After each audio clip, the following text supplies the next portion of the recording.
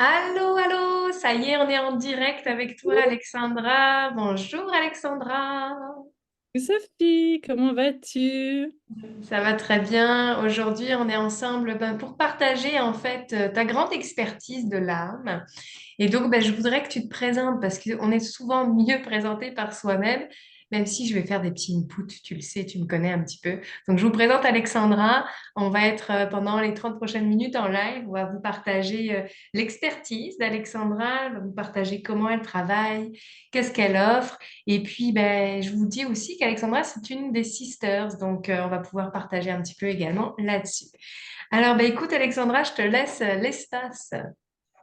Avec plaisir, merci Sophie. Alors, déjà, je me présente, Alexandra Goris. J'ai la chance de faire du coaching avec Sophie depuis le mois d'octobre et j'ai créé En Puissance ta vie, qui va permettre d'accompagner chacun, chacune à se transformer sa vie pour sortir peut-être de certains aspects victimes, qu'on a tous quelques aspects victimes qui traînent en nous.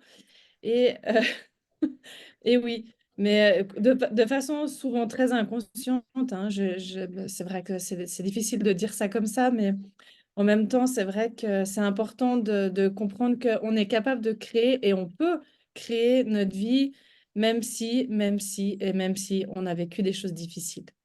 Voilà. Donc, En Puissance, ta vie nous permet d'entrer dans la création de ce que nous avons envie.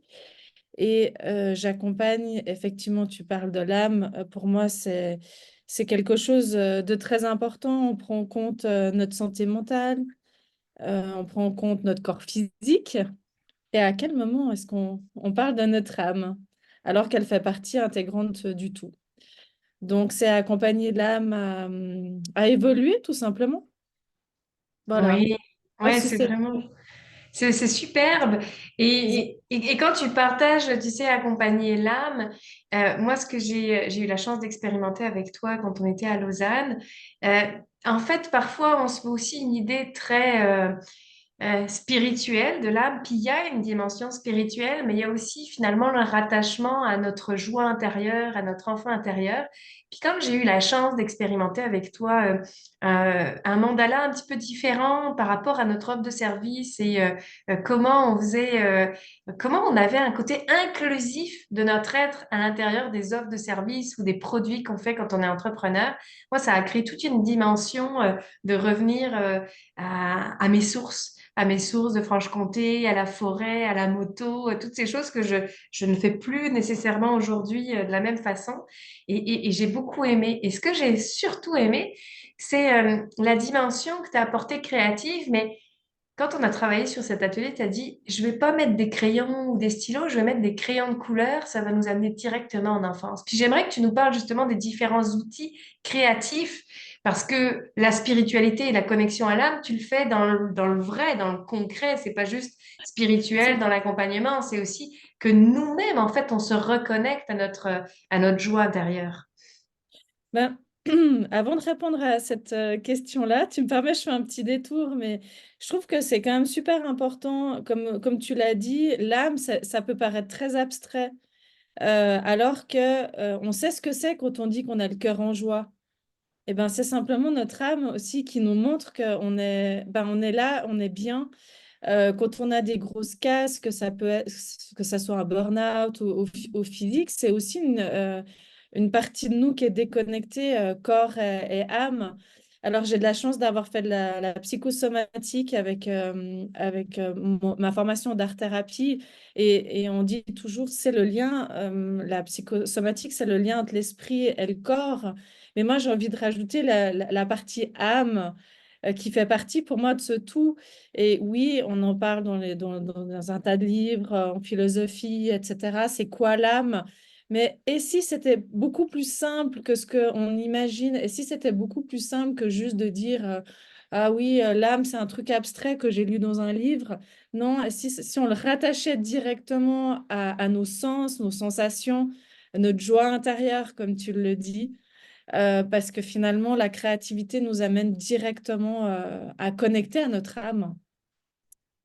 Et oui, et c'est comme tu dis, c'est puissant, c'est hyper puissant. Donc, j'en arrive à la deuxième partie, ta question finalement.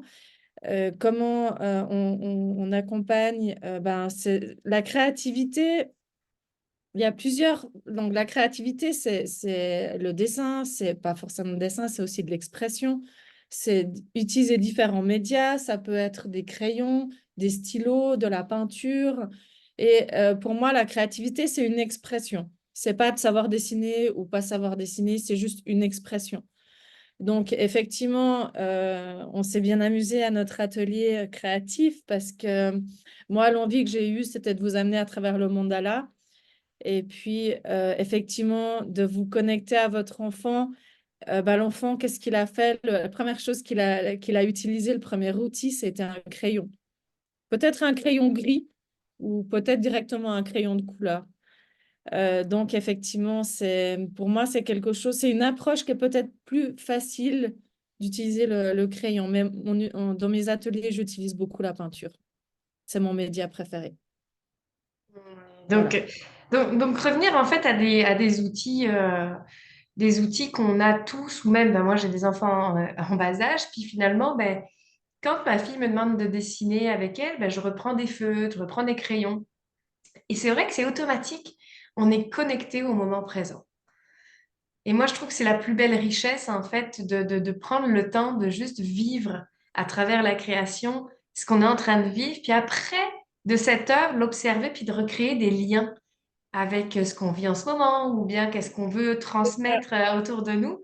J'aimerais t'entendre justement comment toi, à travers la peinture, le média, parce qu'on voit que tu es aussi entouré de tes toiles derrière, comment toi, t'as reconnecté à ta créativité? Est-ce que tu as eu un moment où il y a eu une cassure, où il y a eu... C'est quoi dans ta vie qui fait que la créativité et ta connexion à l'âme t'ont permis justement d'utiliser ces médias comme des outils aujourd'hui pour accompagner les gens? Ah, c'est une super question. Merci, Sophie. On n'en a jamais parlé. Alors moi, ma cassure, elle a eu lieu très tôt dans le sens où j'ai grandi dans un milieu sectaire, donc avec un gourou qui dirigeait toutes les opérations, la marionnette. Donc, je peux pas dire que pour moi, la cassure, elle a eu lieu très tôt et c'est plutôt, plus qu'une cassure, c'était des questionnements.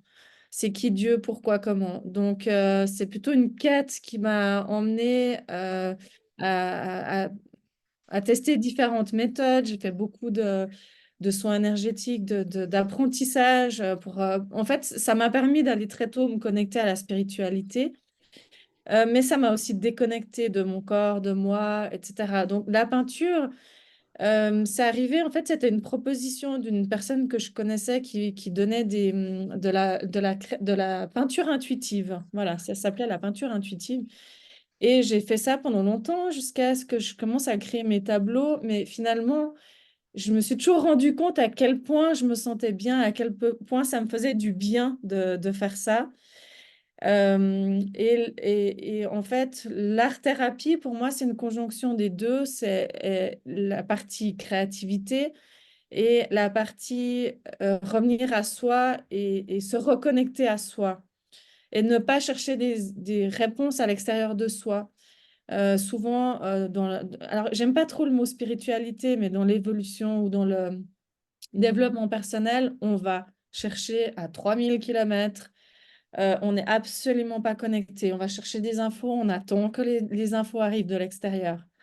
Et moi, cette conjoncture-là d'art-thérapie, de créativité, de soins est un peu je ne vais pas dire un aboutissement parce que on sait qu'on est constamment en évolution, mais un point de rencontre entre le spirituel, la matière et finalement la vie. Donc, je préférerais utiliser le mot vie maintenant, c'est vivre et être en paix dans notre vie, mais ça se passe ici et ça se passe dans notre cœur, ça se passe pas dans le ciel ou je sais pas où.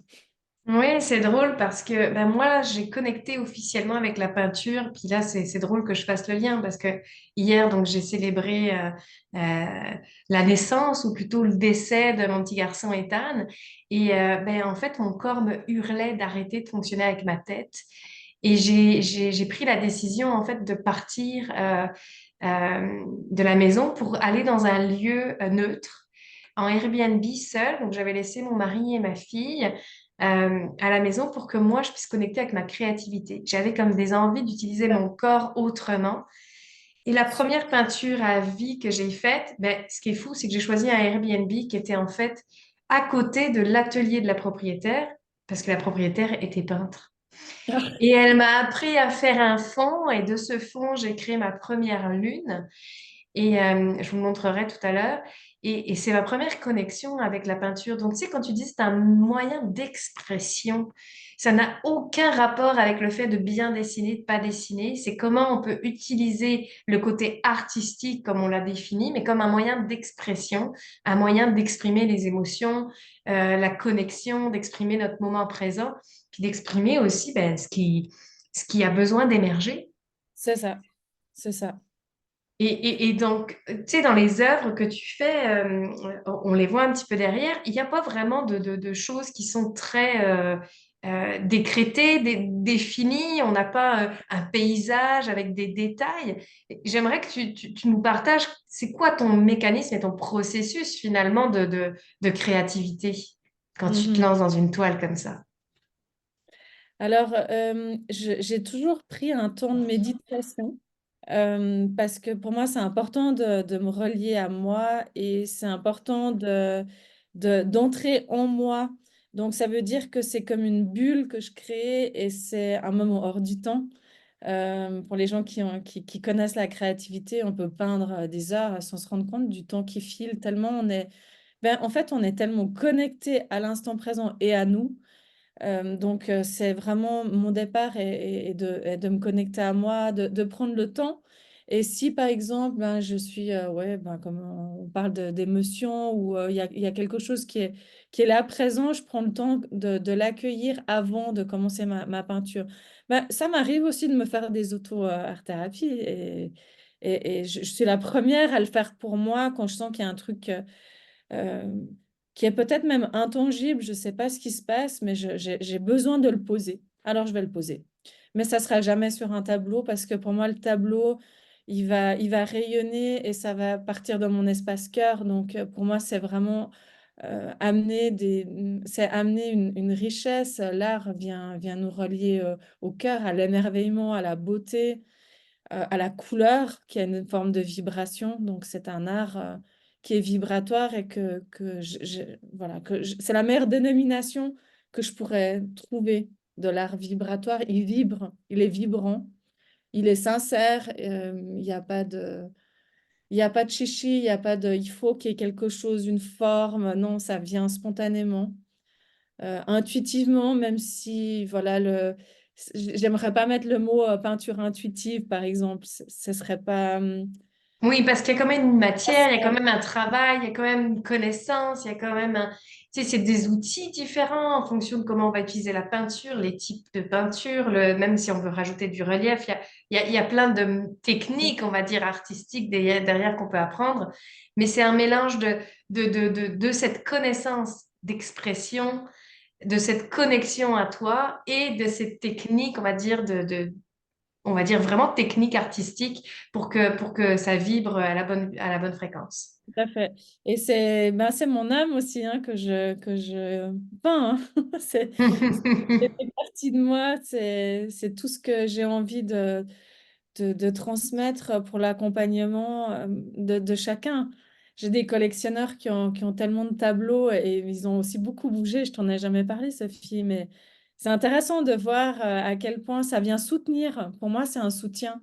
Ça vient soutenir notre transformation.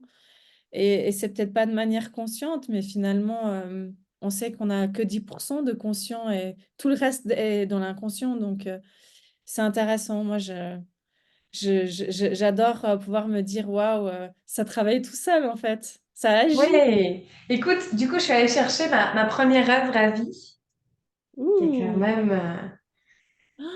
Waouh!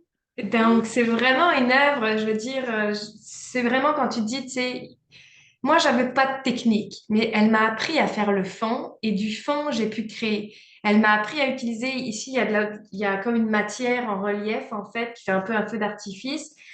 Puis il y a les fameuses étoiles. J'ai utilisé différents outils. J'ai appris la différence entre la gouache et l'acrylique parce que je ne savais même pas c'était quoi la différence.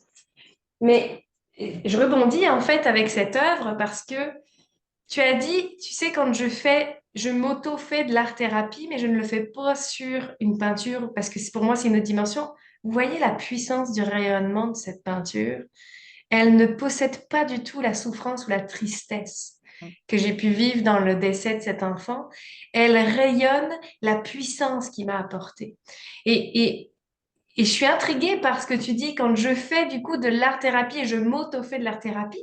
Du coup, c'est quel moyen, quel média que tu utilises et comment tu partages ça en fait avec les gens que tu accompagnes aujourd'hui? Mais en fait, pour moi, c'est deux choses très différentes. Tu vois, l'art-thérapie permet d'exprimer. Donc, en général, quand je dis je fais de l'auto-art-thérapie, c'est quand il y a quelque chose qui est présent en moi, une émotion ou un événement où j'ai besoin d'accompagner ce mouvement. Tu sais, quand tu as des fois, ça croche, ça coince, il y a un truc qui va pas. Ben ça, c'est ma manière d'exprimer. Je le fais sur du papier, tout bêtement, à l'acrylique, à la gouache, ce que j'ai sous la main. Ça ne demande rien, ça demande juste de se permettre, de s'autoriser à accueillir ce qui est là. Souvent, qu'est-ce qu'on fait? On prend une pilule, on prend un truc pour pas écouter et pour continuer notre journée. Non, s'il y a une émotion, s'il y a quelque chose qui est présent, c'est hyper important de l'accueillir. Donc, c'est vraiment un accueil. Pour moi, l'art-thérapie nous permet d'accueillir ce qui est présent en nous. La peinture, euh, je l'aborde. Donc, du coup, tout ce que j'ai envie d'apporter au niveau de mon cœur. Donc, ça n'a plus rien à voir. Donc, je vais pas mettre sur une toile, j'ai perdu quelqu'un et je vais aller, hop, je vais peindre le décès. Je le ferai en art-thérapie. C'est-à-dire dans quelque chose que je dépose, qui est une œuvre, mais qui n'est pas une œuvre que je vais garder ou regarder. Elle sera une œuvre qui consistera en tout ce que j'ai pu conscientiser, parce que il y a ce qu'on dépose, il y a ce qu'on conscientise à travers ce qu'on dépose, et ce qu'on va s'amuser à créer ou recréer. Dans l'art-thérapie, c'est vraiment sur une feuille, et c'est tout un processus de transformation qu'on vit. Une œuvre d'art, elle vibre. Ouais, C'est trop. c'est complètement différent. Puis tu vois, je viens de prendre conscience de la différence entre, ben, en fait, le processus créatif qui s'est créé à travers cette toile, qui était vraiment de la transformation de ce que j'avais vécu pour créer du beau de ça.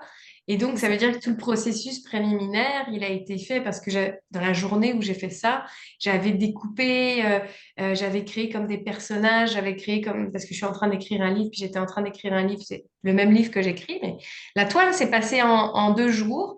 Le livre, ça aura mis 3 ans, c'est pas grave.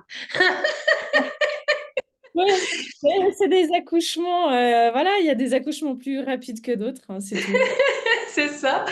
Et finalement, d'aujourd'hui, grâce à ce que tu mentionnes, de me prendre conscience que le processus avait débuté avant même que de faire cette toile-là. Et en fait, Ouais. la toile, c'est le cadeau de la transformation, C'est le ça. début de la transformation. Exactement.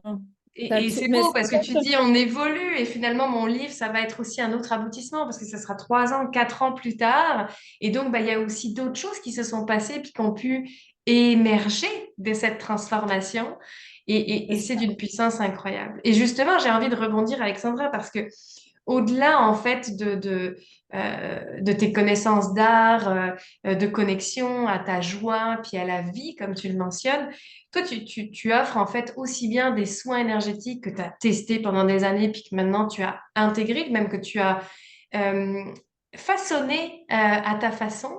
Et tu as aussi un outil que tu partages maintenant à travers le canevas de sa vie. J'aimerais t'entendre sur ces offres que tu fais et ce que tu fais dans la vie Ah, aujourd'hui. ça fait super en joie d'en parler. Alors, en fait, comme je l'ai dit, pour moi, l'important, c'est de vivre et d'être pleinement vivant et vibrant et d'être en harmonie avec qui on est. Donc, bien sûr qu'on a tous notre histoire. Tu as mentionné cette triste histoire qui est maintenant est devenue un cadeau. Mais à quel moment tu as compris que c'était un cadeau, tu vois? Il y a toute une progression. Donc, moi, l'important maintenant, c'est d'accompagner soin de l'âme pour, euh, pour être vraiment présent en soi avec soi. C'est-à-dire donc il y a plusieurs, j'ai 3 accompagnements actuellement, j'en ai un quatrième qui arrive, mais donc un soin d'alignement parce que souvent ben, énergétiquement, si on a des petits soucis, on peut être explosé de gauche et de droite sans s'en rendre compte, mais désaligné. Et ces désalignements concrètement, ben, on se sent pas bien, on ne sait pas ce qui nous arrive, mais on sent le désalignement, c'est assez puissant, on le sent, ça peut être physique. J'ai aussi une cliente, c'était vraiment physiquement qu'elle avait mal et aucune thérapie ne l'aidait. Mon deuxième soin d'âme à âme, parce que tout simplement, ben, nous sommes tous des âmes, comme on en a parlé tout à l'heure, et l'idée, c'est un échange sur la problématique du moment et après la conscientisation en co-création. J'insiste, c'est très important pour moi que la personne, elle prenne la responsabilité de sa transformation et on va, avec un soin, vraiment harmoniser, libérer ce qui a été conscientisé. Le troisième, alignement d'âme à âme, eh ben, c'est justement un soin d'incarnation. Parce que souvent, mais c'est aussi toute mon histoire, c'est de pouvoir voilà, être vraiment, encore une fois, ancré dans son corps. Et les réponses, arrêter de les chercher, arrêter de sortir de son corps, arrêter d'aller, je ne sais pas où, faire 36 000 formations pour apprendre des choses, non. On peut tout être depuis notre intérieur, depuis notre cœur. On peut avoir accès. C'est comme une porte qu'on ouvre dans toutes les dimensions de notre être. Et ça, j'y tiens. Voilà. Donc, ça, c'est mes 3 soins. Créer le canevas de sa vie est pour moi aussi un processus de transformation qui démarre avec 3 séances sur l'adolescence, pardon, sur l'enfance, 3 séances sur l'adolescence, 3 séances sur l'adulte et une qui va venir clôturer cet ensemble. L'idée, c'est que on va vraiment aller contacter l'enfant et tout ce qu'il a pu vivre. Euh, alors, il n'y a pas que du mauvais, mais il y a de la conscientisation de ce qui a pu être transmis par le papa et par la maman et le transgénérationnel. L'adolescent, l'adulte, ça va être des superpositions, on va enlever des couches, et c'est surtout l'adulte qui n'a pas pu ou qui ne peut pas être, et qui ne peut pas se sentir bien parce qu'il s'est passé X trucs dans son enfance. Ben non, ok, tes parents, ils n'ont pas pu te donner ce que tu aurais voulu.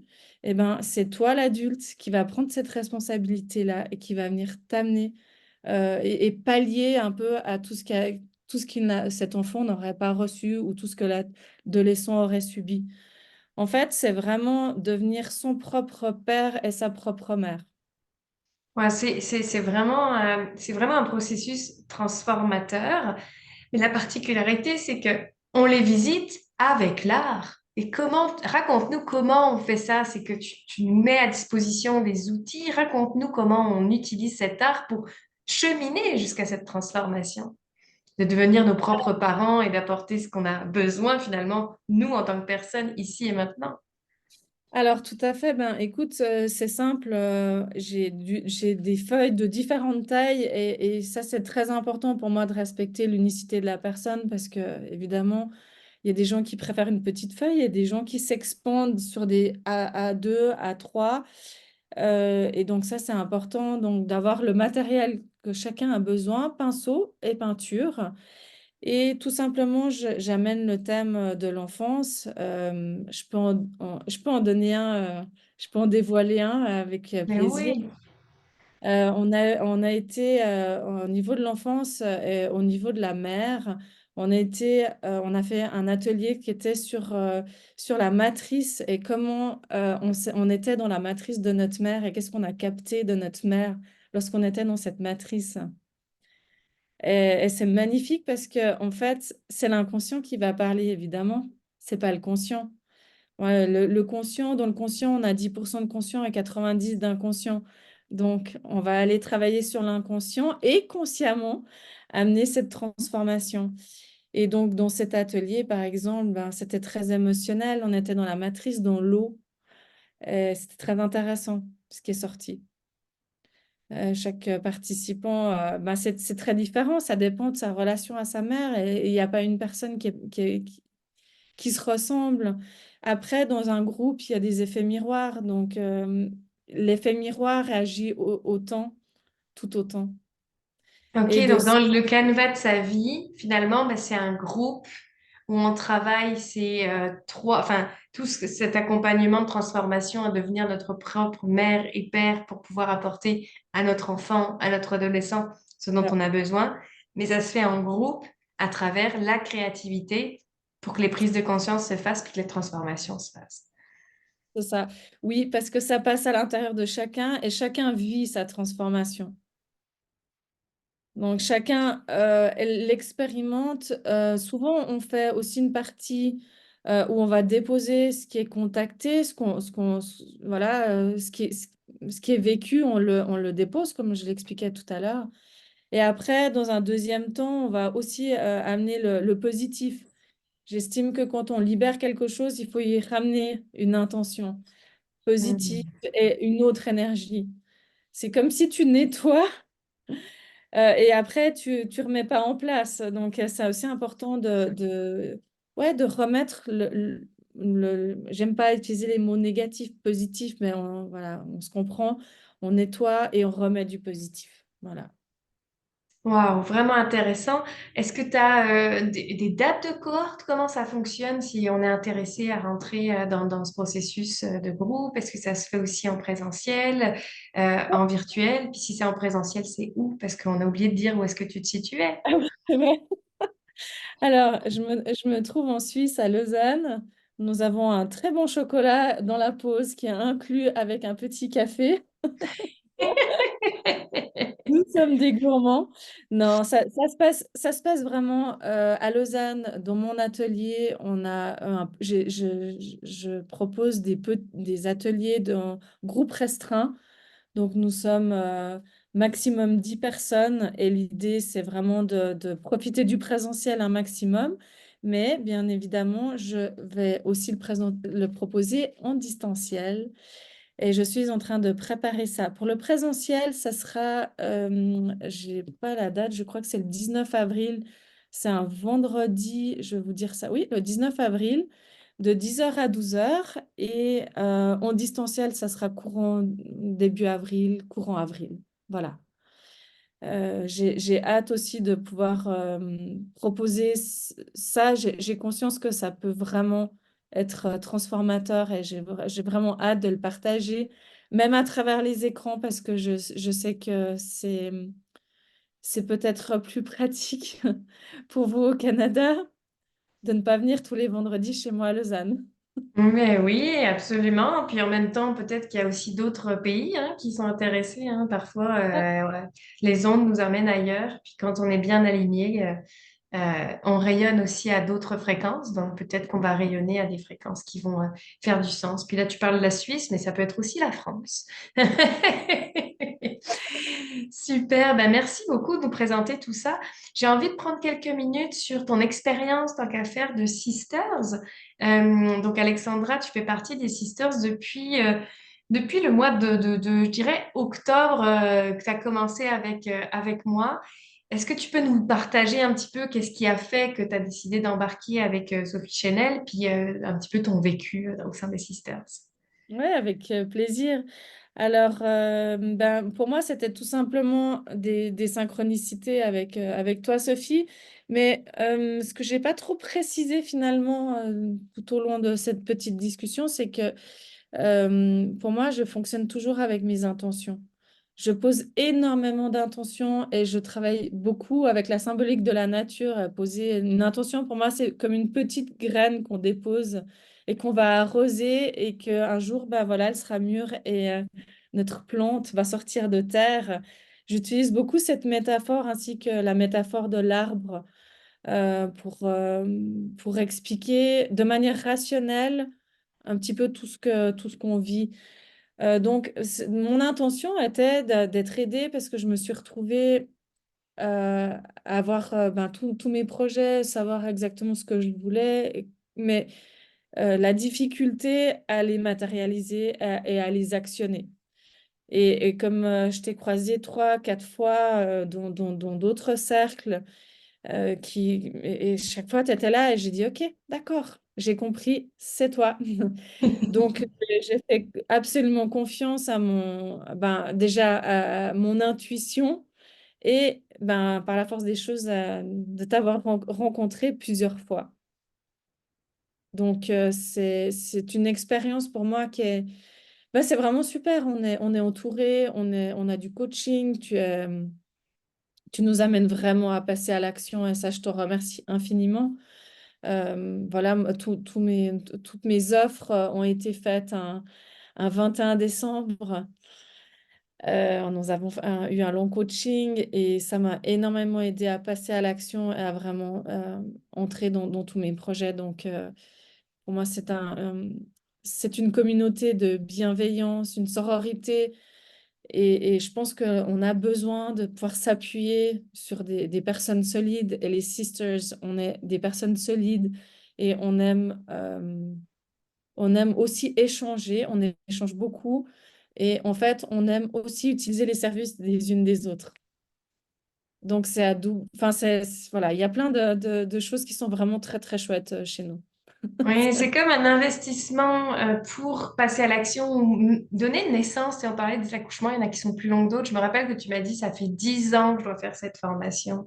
Ça fait 10 ans que je vais la créer. Et là, ben, finalement, ça aura pris 3 mois, 3 mois et demi pour que tu puisses offrir ce premier groupe du Canva de sa vie. Et en même temps, c'est toujours parfait, le timing est toujours parfait, mais ça n'empêche que ça vibrait à l'intérieur de toi depuis des années. Puis là, bah, ça s'est mis en application. Il y a eu des premières ventes, il y a eu ton groupe bêta, puis finalement là, tu peux décliner les autres enseignements, puis également de reproduire ce que tu sais déjà et ce que tu as déjà fait.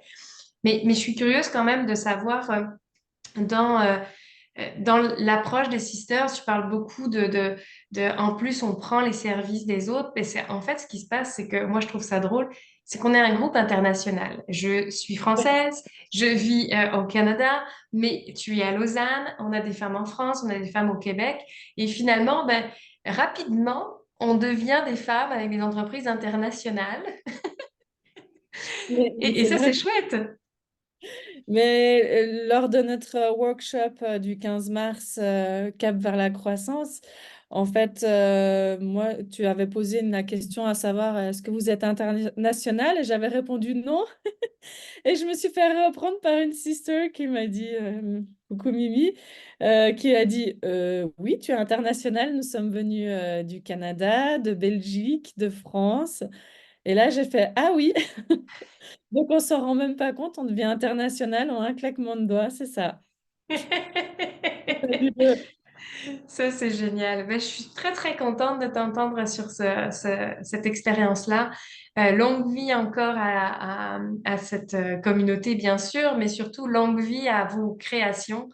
Parce que quand on connecte vraiment à qui on est, puis qu'on se permet et qu'on s'autorise à les mettre dans la matière, ça fait toute une différence aussi dans notre propre transformation, puis dans notre mission finalement. On est aussi ici pour vivre une vie de joie, mais également peut-être de montrer le chemin à d'autres. Et c'est ce que Mhm. tu fais avec brio. Donc, merci beaucoup pour ta Ah, présence merci dans cette beaucoup. belle communauté. Merci, merci. J'avais envie de vous présenter. Bah, du coup, il y a Mireille qui s'est connectée, qui nous fait Allô les Voilà. sisters. Hello. On a eu Sophie Chalifou, on a eu Mélanie Gagné, on a eu quand même pas mal de monde, Nathalie Chabot, Garine, Wafi qui se sont connectés à nous. Euh, S'il y avait un mot de la fin pour finaliser ce moment et cet espace d'échange, Alexandra, ça serait lequel pour toi? En puissance, ta vie. En puissance, ta vie, c'est vraiment... on a tous cette capacité de transformer. Toi aussi, tu as transformé avec brio quelque chose un trauma, tu l'as transformé en trésor. et on peinture, donc bravo. On a tous cette capacité et on n'est pas des victimes, on est tous des créateurs. Même si on vit des choses difficiles, on est tous capables de surmonter. Donc, en puissance, ta vie, c'est ça. C'est retrouver son pouvoir, sa puissance de création, sa joie. Voilà, ce sera tout.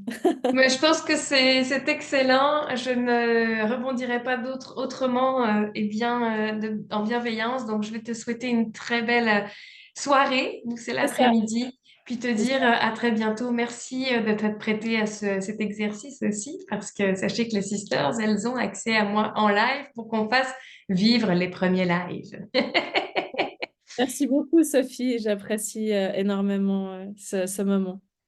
À Ouais, bientôt, Alexandra. à bientôt. Bye. Bye.